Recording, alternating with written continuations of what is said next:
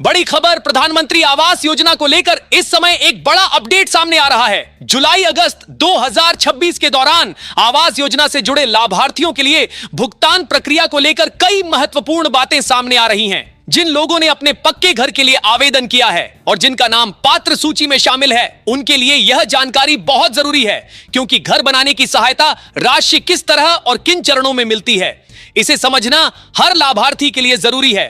सरकारी योजना के तहत जिन परिवारों के पास रहने के लिए पक्का मकान नहीं है या जो परिवार कच्चे घर में अपना जीवन गुजार रहे हैं, उन्हें घर बनाने के लिए आर्थिक मदद दी जाती है। लेकिन बहुत से लोगों को यह जानकारी नहीं होती कि पैसा किस आधार पर मिलता है और किस प्रक्रिया के बाद खाते तक पहुंचता है। इसलिए आज की जानकारी को ध्यान से समझिए, क्योंकि एक छोटी सी गलती की वजह से कई बार लोगों को परेशानी का सामना करना पड़ सकता है। सबसे पहले आपको बता दें कि प्रधानमंत्री आवास योजना ग्रामीण के अंतर्गत पात्र परिवारों को घर निर्माण के लिए सहायता राशि दी जाती है। इस योजना में लाभ पाने के लिए केवल आवेदन करना ही काफी नहीं होता, बल्कि पात्रता की जांच और जरूरी सत्यापन प्रक्रिया पूरी होना भी जरूरी होता है। सरल शब्दों में समझें तो सबसे पहले क्षेत्र के अनुसार सर्वे की प्रक्रिया होती है। इसके बाद पात्र परिवारों की जानकारी जांची जाती है, ग्राम पंचायत स्तर पर रिकॉर्ड देखा जाता है और सही पाए जाने के बाद ही आगे की प्रक्रिया बढ़ती है।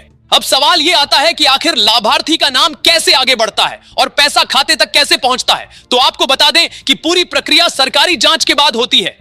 लाभार्थी की जानकारी जैसे आधार, बैंक खाता और अन्य जरूरी विवरण का सत्यापन किया जाता है। जब सभी जानकारी सही पाई जाती है, तब सहायता राशि सीधे बैंक खाते में भेजने की प्रक्रिया शुरू होती है। इसे डीबीटी यानी डायरेक्ट बेनिफिट ट्रांसफर प्रक्रिया कहा जाता है। इसमें बीच में किसी व्यक्ति या दलाल की जरूरत नहीं होती है, पैसा सीधे लाभार्थी के खाते में भेजा जाता है। अब यहां एक जरूरी बात समझना बहुत जरूरी है कि हर व्यक्ति को एक साथ पूरा पैसा नहीं दिया जाता, बल्कि घर निर्माण के काम की प्रगति के अनुसार अलग अलग चरणों में सहायता राशि जारी की जाती है। ग्रामीण क्षेत्र में सहायता राशि की व्यवस्था इस तरह बनाई गई है कि घर बनाने का काम धीरे धीरे पूरा हो और लाभार्थी को निर्माण के अलग अलग पड़ाव पर आर्थिक सहायता मिलती रहे।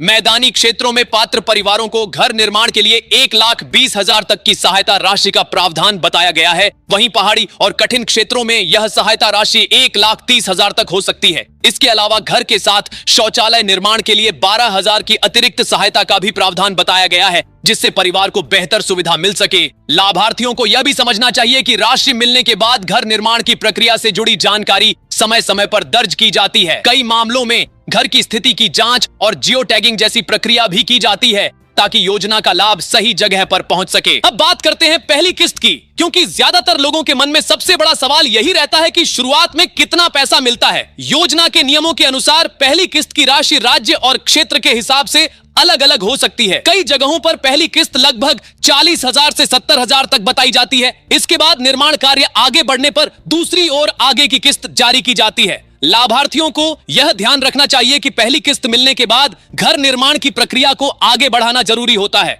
क्योंकि अगली सहायता राशि काम की स्थिति और सत्यापन के आधार पर जारी की जाती है। अब सबसे महत्वपूर्ण बात यह है कि किन लोगों को प्राथमिकता दी जाती है। सरकारी व्यवस्था में ऐसे परिवारों को प्राथमिकता दी जाती है जिनके पास रहने के लिए सुरक्षित पक्का घर नहीं है। बेघर परिवार, कच्चे मकान में रहने वाले परिवार और जरूरतमंद लोगों को योजना में प्राथमिकता दी जाती है। इसके साथ ही अनुसूचित जाति, अनुसूचित जनजाति वर्ग के पात्र परिवारों और महिला मुखिया वाले परिवारों को भी प्राथमिकता दिए जाने की बात कही गई है। लेकिन ध्यान रखिए, केवल किसी वर्ग से संबंधित होना ही पर्याप्त नहीं है। योजना का लाभ लेने के लिए पात्रता की सभी शर्तों को पूरा करना जरूरी होता है। अगर आपका नाम सूची में है तो आगे की प्रक्रिया पूरी होने के बाद सहायता राशि मिलने की संभावना रहती है, और अगर नाम सूची में नहीं है तो संबंधित स्तर पर जानकारी लेकर प्रक्रिया को समझना जरूरी है। जुलाई अगस्त 2026 के दौरान आवास योजना से जुड़े लाभार्थियों के लिए सबसे जरूरी बात यही है कि अपने दस्तावेज सही रखें, बैंक खाता सक्रिय रखें और किसी भी गलत व्यक्ति के झांसे में ना आए, क्योंकि सरकार की तरफ से दी जाने वाली सहायता राशि सीधे बैंक खाते में भेजी जाती है। किसी भी व्यक्ति को पैसा देने की जरूरत नहीं होती है। आने वाले समय में जिन लाभार्थियों की जांच और मंजूरी प्रक्रिया पूरी होगी, उन्हें चरणबद्ध तरीके से सहायता राशि मिलने की प्रक्रिया आगे बढ़ सकती है। इसलिए अगर आप भी इस योजना से जुड़े हैं तो सबसे पहले अपनी पात्रता की स्थिति जांचें, अपने दस्तावेज तैयार रखें और आधिकारिक प्रक्रिया के अनुसार ही आगे बढ़ें। क्योंकि घर बनाने की सहायता तभी मिलती है जब सभी जरूरी प्रक्रिया पूरी हो जाती है। अब बात करते हैं प्रधानमंत्री आवास योजना के शहरी हिस्से से जुड़ी उस जानकारी की जिसको लेकर शहरों में रहने वाले बहुत से परिवार इंतजार कर रहे हैं।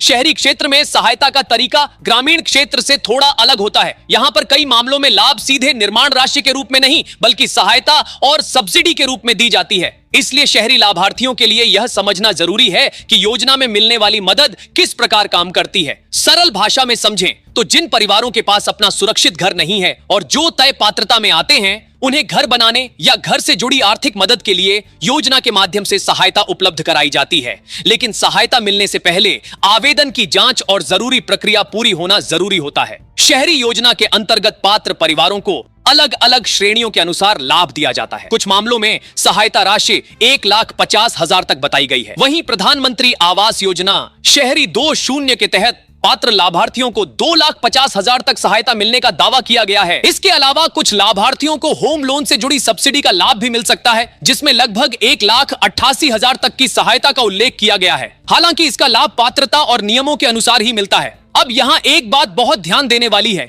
कि शहर में रहने वाला हर व्यक्ति इस योजना का लाभ नहीं ले सकता है। इसके लिए सरकार द्वारा तय नियमों को पूरा करना जरूरी होता है। जिन परिवारों के पास पहले से पक्का मकान है, उन्हें आमतौर पर इस सहायता का लाभ नहीं दिया जाता है। योजना का उद्देश्य उन लोगों तक मदद पहुंचाना है जिन्हें वास्तव में आवास की जरूरत है। शहरी क्षेत्रों में आर्थिक रूप से कमजोर वर्ग और कम आय वाले परिवारों को ध्यान में रखकर सहायता की व्यवस्था की गई है। जिन लोगों के पास रहने की उचित व्यवस्था नहीं है या जो कमजोर स्थिति में रह रहे हैं, उनके लिए यह योजना महत्वपूर्ण मानी जाती है। अब बात करते हैं कि अलग अलग राज्यों में इस योजना से जुड़े काम किस तरह आगे बढ़ रहे हैं। उत्तर प्रदेश, बिहार, मध्य प्रदेश, राजस्थान, झारखंड, छत्तीसगढ़, ओडिशा, पश्चिम बंगाल, असम, महाराष्ट्र, गुजरात, हरियाणा, पंजाब, उत्तराखंड, हिमाचल प्रदेश, कर्नाटक, तमिलनाडु, आंध्र प्रदेश, तेलंगाना और केरल जैसे कई राज्यों में आवास योजना से जुड़ी प्रक्रिया चलने की जानकारी सामने रखी गई है।